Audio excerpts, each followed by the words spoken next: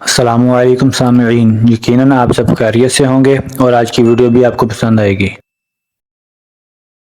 بسم اللہ الرحمن الرحیم۔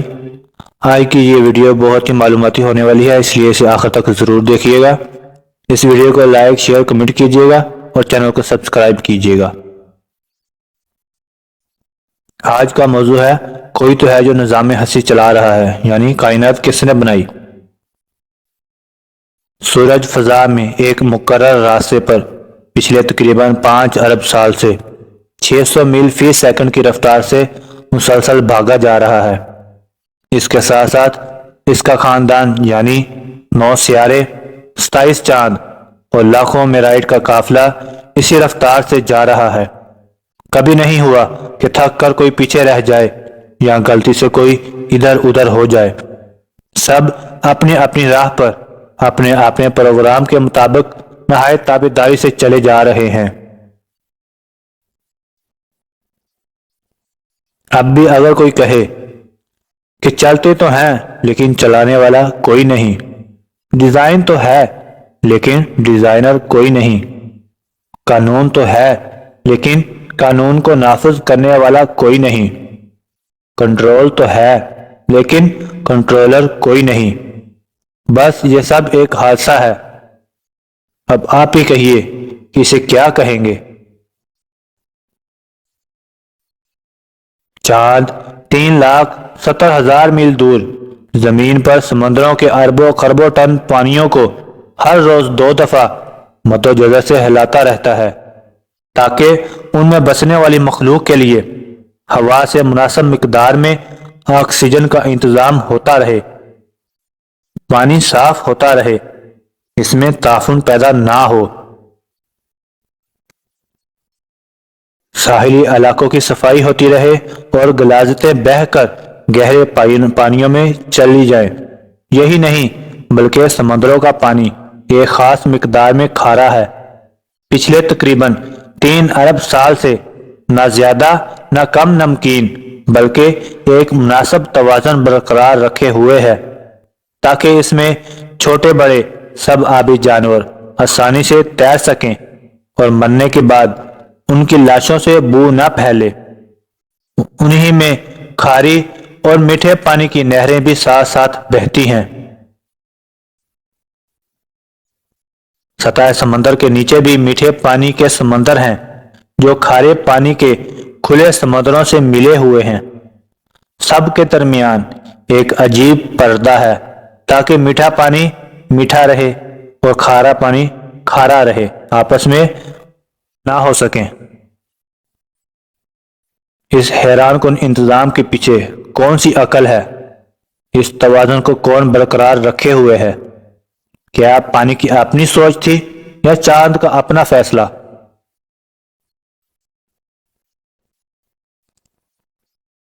1450 سال پہلے جب جدید سائنس کا کوئی وجود نہیں تھا، عرب کا صحرا زدہ ملک جہاں کوئی سکول اور کالج نہیں تھا، ایک آدمی اٹھ کر سورج اور چاند کے بارے میں کہتا ہے یہ سب ایک حساب کے پابند ہیں، والشمس والقمر بحسبان۔ سمندروں کے گہرائیوں کے متعلق بتاتا ہے کہ بینہما برزخ لا یبغیان، یعنی ان کے درمیان برزخ ہے جو قابو میں رکھے ہوئے ہے۔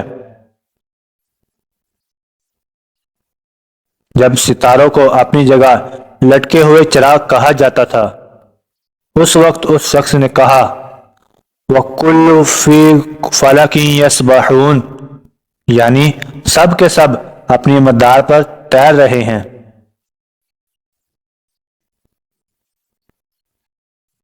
جب سورج کو ساکن تصور کیا جاتا تھا، اس وقت وہ کہتا ہے وَالشَّمْسِ تَجْرِيان، یعنی سورج اپنے لیے مقرر شدہ راستے پر کسی انجانی منزل کی طرف ہمیشہ سے چلا آ رہا ہے۔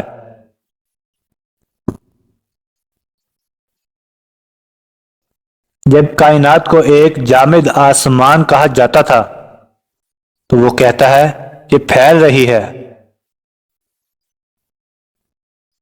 وہ نباتات اور حیوانی زندگی کے بارے میں بتاتا ہے کہ ان سب کی بنیاد پانی ہے۔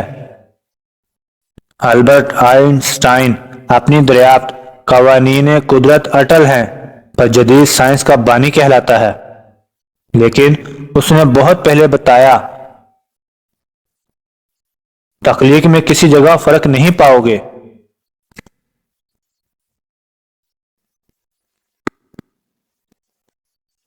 جدید سائنس کی ان قابل فخر دریافتوں پر 1450 سال پہلے پردہ اٹھانے والا کس یونیورسٹی سے پڑھا تھا، کس لیبارٹری میں کام کرتا تھا، نو مولود بچے کو کون سمجھاتا ہے کہ بھوک کے وقت رو کر ماں کی توجہ اپنی طرف مبذول کرائے، ماں کو کون حوصلہ دیتا ہے کہ ہر خطرے کے سامنے سینہ سپر ہو کر بچے کو بچائے۔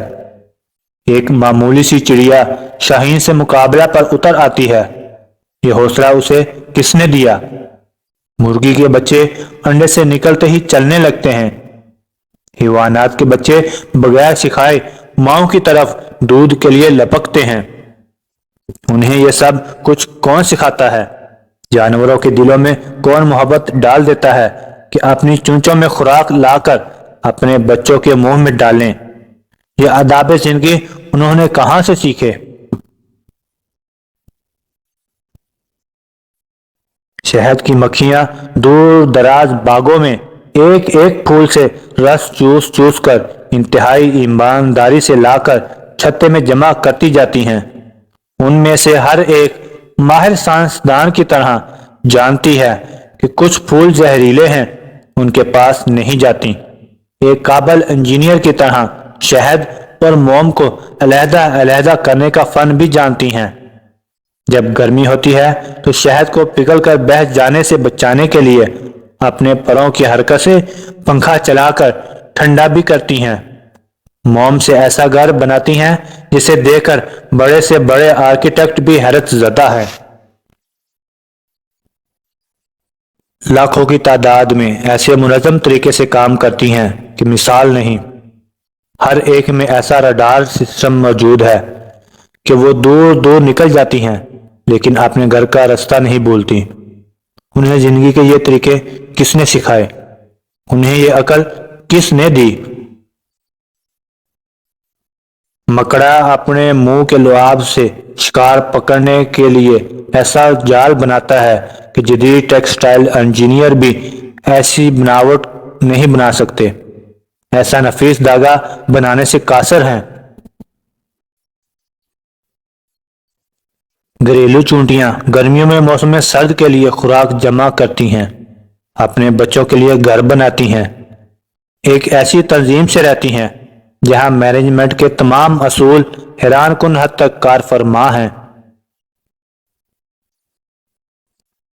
ٹھنڈے پانیوں میں رہنے والی مچھلیاں اپنے انڈے اپنے وطن سے ہزاروں میل دور گرم پانیوں میں دیتی ہیں، لیکن ان سے نکلنے والے بچے ماں کے وطن خود بخود پہنچ جاتے ہیں، یعنی سرد پانیوں میں چلے جاتے ہیں۔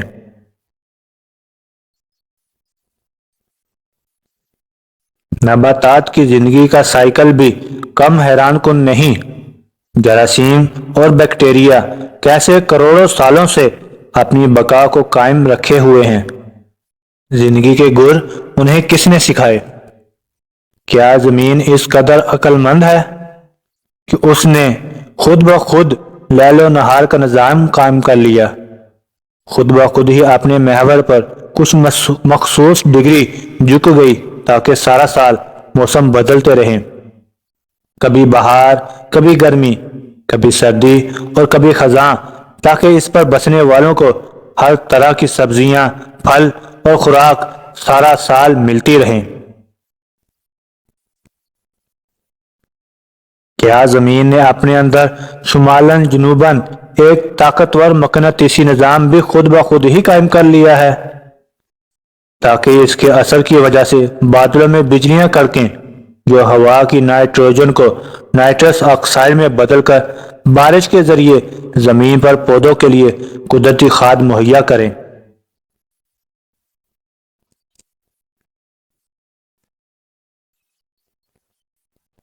سمندروں پر چلنے والے بحری جہاز، آبدوز اور ہواؤں میں اڑنے والے طیارے اس مقناطیس کی مدد سے اپنا راستہ پائیں۔ آسمانوں سے آنے والی مہلک شعاعیں اس مقناطیسیت سے ٹکرا کر یعنی اوزون سے ٹکرا کر واپس پلٹ جائیں تاکہ زمینی مخلوق ان کے مہلک اثرات سے محفوظ رہے اور زندگی جاری رہے۔ زمین، سورج، ہواؤں، پہاڑوں اور میدانوں نے مل کر سمندر کے ساتھ سمجھوتا کر رکھا ہے تاکہ سورج کی گرمی سے آبی بخارات اٹھیں۔ ہوائیں اربوں ٹن پانی کو اپنے دوش پر اٹھا کر پہاڑوں اور میدانوں تک لائیں۔ ستاروں سے آنے والی ریڈیائی ذرے بادلوں میں موجود پانی کو اکھاڑ کر قطروں کی شکل دیں اور پھر یہ پانی میٹھا بن کر خشک میدانوں کو سیراب کرنے کے لیے برسے۔ جب سردیوں میں پانی کی کم ضرورت ہوتی ہے تو یہ پہاڑوں پر برف کے ذخیرے کی صورت میں جمع ہو جاتا ہے۔ گرمیوں میں جب زیادہ پانی کی ضرورت ہوتی ہے تو یہ پگھل کر ندی نالوں اور دریاؤں کی صورت میں میدانوں کو سیراب کرتے ہوئے واپس سمندر تک پہنچ جاتا ہے۔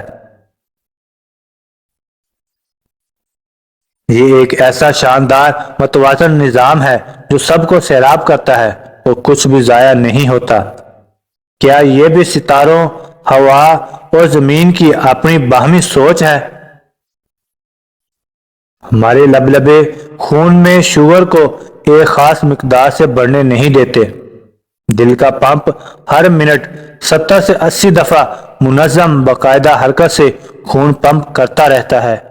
ایک 75 سالہ زندگی میں بلا مرمت تقریباً 3 ارب دفعہ دھڑکتا ہے۔ ہمارے گردے صفائی کی بے مثال اور عجیب فیکٹری ہیں جو جانتی ہے کہ خون میں جسم کے لیے جو مفید ہے وہ رکھ لینا ہے اور فضلات کو پیشاب کے راستے باہر پھینک دینا ہے۔ معدہ حیران کن کیمیکل کمپلیکس ہے جو خوراک سے زندگی بخش اجزاء مثلاً پروٹین، کاربوہائیڈریٹس وغیرہ کو علیحدہ کر کے خون کے حوالے کر دیتا ہے اور فضلات کو باہر نکال دیتا ہے۔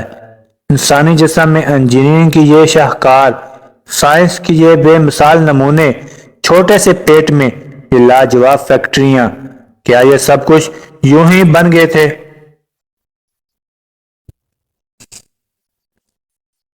سوچنے والی بات ہے، دماغ کو کس نے بنایا؟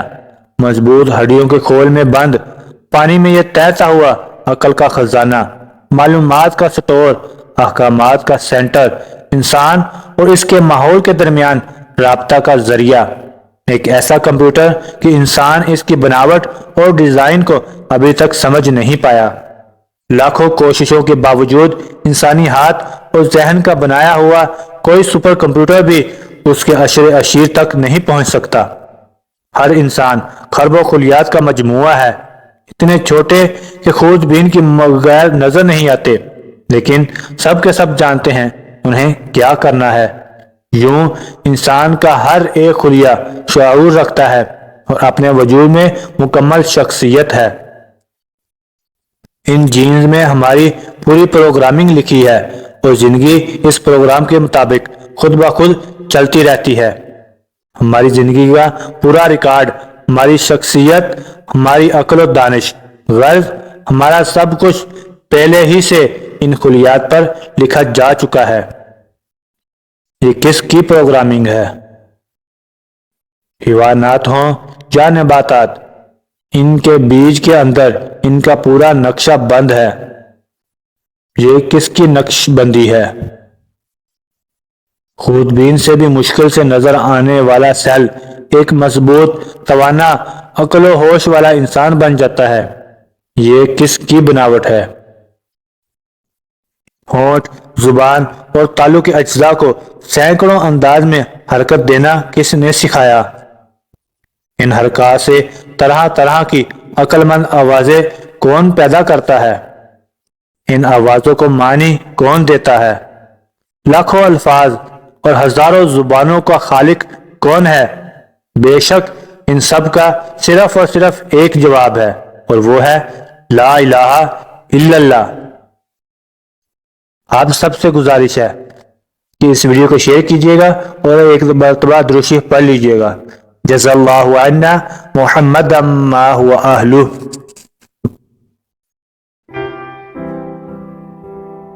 اس ویڈیو کو لائک کریں، شیئر کریں، کمنٹ کریں، خود بھی سبسکرائب کریں اور دوستوں کو بھی سبسکرائب کرنے کا کہیں۔ شکریہ۔